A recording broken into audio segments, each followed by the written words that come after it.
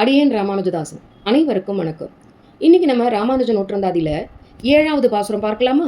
மொழியை கடக்கும் பெரும் புகழான் வஞ்சமக் குறும்பாம் குழியை கடக்கும் நம் கூறத்தாழ்வான் சரண் கூடிய பெண் பழியை கடத்தும் ராமானுஜன் புகழ்பாடி அல்லா வழியை கடத்தல் எனக்கு இனி யாதும் வருத்தமன்றே. மொழிகளுக்கெல்லாம் அப்பாற்பட்ட பெரும் புகழை உடையவர் நம் கூறத்தாழ்வார். வஞ்சகம் என்ற ஒன்றை ஆழ்வார் அறிய மாட்டார். பிறப்பால் கர்வம், செல்வத்தால் கர்வம், கல்வியால் கர்வம் என்ற 3 விதமான அகம்பாவங்களை தன்னிடம் அண்ட விடாதவர், அவற்றையெல்லாம் தாண்டி கடந்தவர்.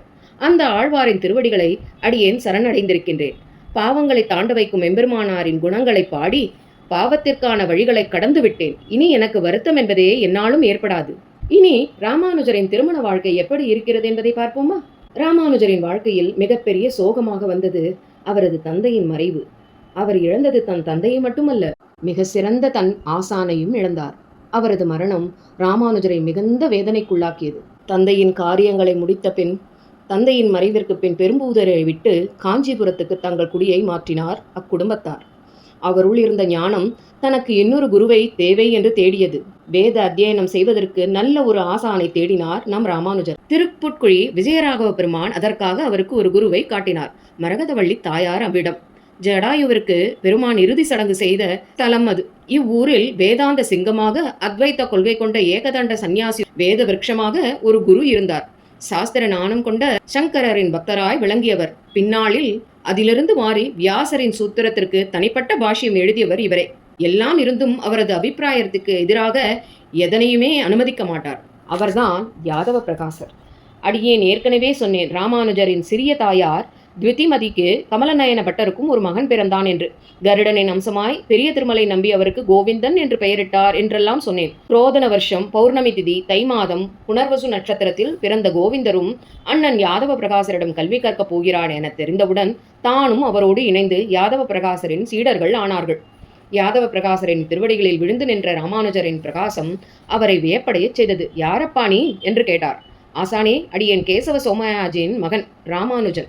எனது நாமம் இளையாழ்வான். அனைவரும் ராமானுஜன் என்று அழைப்பர். இதுவரை தந்தையே குருவாக இருந்தார். இன்று இன்னும் அறிவதற்காக உம்மிடம் வந்துள்ளேன். அடியேனை ஏற்றுக்கொள்ளவும் என்றார். நல்லது ராமானுஜா, என்னை பற்றி நீ என்ன தெரிந்து கொண்டாய்? நிறைய அறிந்துள்ளேன். தாங்கள் அறியாத ஒன்று இதுவரை இல்லை என்று. இன்னொன்றையும் அறிந்து கொள். எனக்கு எதிர்வாதம் பிடிக்காது.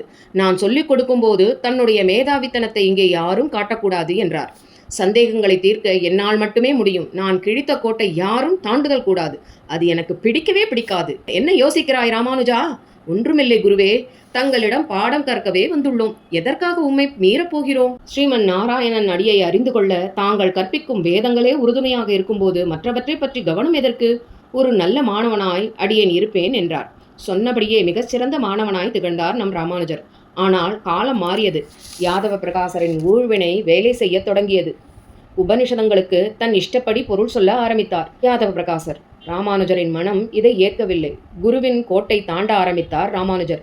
யாதவர் சொல்லும் பொய்யான அர்த்தங்களை மறுத்து சத்தியமான சத்தான அர்த்தங்களை தந்தார் நம் ராமானுஜர். குரு சிஷ்யன் இடையே வேறுபாடுகள் வளரத் தொடங்கியது. தனது சீடரை எதிரியைப் போல் பார்த்தார் யாதவர். வகுப்பில் அவ்வப்போது கூறும் கருத்துக்களுக்கு மாறாய் ராமானுஜர் வேறு ஒரு விளக்கம் கொடுப்பதை சகிக்காத யாதவர் அவரை இனி வகுப்பிற்கு நீ வரவேண்டாம் என்றார். உடனே தவறுக்கு மன்னிக்க வேண்டும், இனி இவ்வாறு நடக்காது என்றார் ராமானுஜர். இப்படியாக ஆசானுக்கும் சீடனுக்கும் இடையே ஒரு சிறிய திரை வரத் தொடங்கியது.